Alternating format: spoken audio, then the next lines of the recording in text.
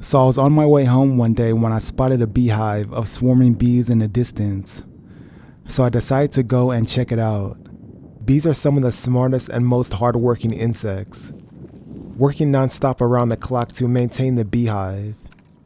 Bees are clean, and beehives are one of the most sterile and cleanest natural environments. Bees keep themselves and the beehive clean by using their legs and propolis. Propolis is used as a disinfectant, as well as to seal any holes in the beehive.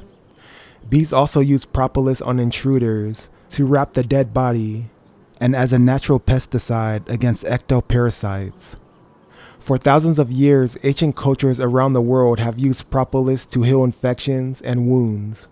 Propolis has over 500 healing compounds, with most of them being polyphenols.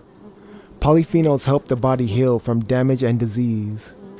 Propolis contains the polyphenol flavonoid that helps protect plants like fruit from oxidation. Flavonoids are found in fruits, vegetables, green tea, and wine. Propolis or bee glue is a mixture of the bee's saliva and beeswax, with gatherings from tree or leaf buds or tree sap flows. Humans can also eat propolis to receive the health and antibacterial benefits. I personally haven't eaten propolis yet.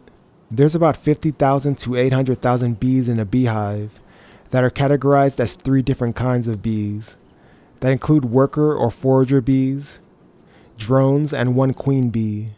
Forager bees fly about 12 miles per hour and visit 60 to 100 flowers to collect nectar and pollen. 1 bee can produce 1 tablespoon of honey in its lifetime. A beehive can produce anywhere between 15 to 200 pounds of honey in 1 year. Raw unfiltered or raw unfiltered organic honey and manuka honey is some of the best honeys you can eat. Honey helps to neutralize viruses because of its antiseptic properties. Honey improves gut health, increases your energy levels, enhances fertility, and strengthens your immune system. Eat honey in its most raw and natural form to receive the health qualities. And no, eating Honey Nut Cheerios isn't going to give you the same health benefits as raw honey. You can check out parts 1 and 2 of this honey video series for more information on honey's benefits and choosing the best honey to eat. The videos will be linked in the card up top or video description below. Bees survive by eating honey and pollen. They get the carbohydrates for energy from the honey and the essential amino acids from the pollen. The queen bee eats a richer mixture with more honey and pollen, also known as royal jelly, so she can be very fertile. Royal jelly is also fed to all larvae in the colony, regardless of sex or caste. The queen bee will lay over 800,000 eggs in her lifetime and only leaves the beehive once in her life in order to mate. The bee's honey, pollen, and larvae are stored and housed in a honeycomb that is created by bees using their beeswax, which is the same wax that is used to construct the beehive. A honeycomb consists of thousands of hexagonal waxy cells. The hexagonal shape and the honeycomb is very effective and can hold a tremendous amount of weight, even though the wax is a thin and delicate structure.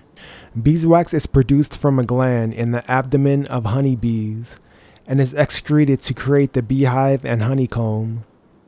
The female worker bees have 8 glands in their abdomen to produce wax when it's time to build the honeycomb. The wax hardens as soon as it hits the air. Worker bees chew the wax pieces until they are soft and moldable enough to add to the building of the honeycomb. The bees create circles in the wax and use their body heat to melt the wax from a circle shape to a perfect hexagon. A large majority of the beehive is a honeycomb. I ate a honeycomb for the first time last summer, and it tasted similar to eating chewing gum. After you eat all the honey, it tastes pretty amazing and is very healthy for you. Bees are an important part of our ecosystem because they are pollinators. A pollinator is anything that helps carry pollen from the male part of the flower or stamen to the female part of the same or another flower or stigma. The movement of pollen helps a plant to become fertilized and produce fruits, seeds, and young plants. Plants are fertilized by pollen carried by wind, water, insects, and animals. Some plants are self-pollinating too, like apples, peaches, and apricots. Insects and animals like bees, bats, birds, butterflies, beetles, and flies visit flowers in search of food, shelter, nest-building materials, and mates. Some insects and animals move pollen accidentally because the pollen will stick onto their bodies and legs while they are drinking or feeding on nectar in flower blooms. This leads to pollination because these insects unknowingly transfer pollen from one flower to another.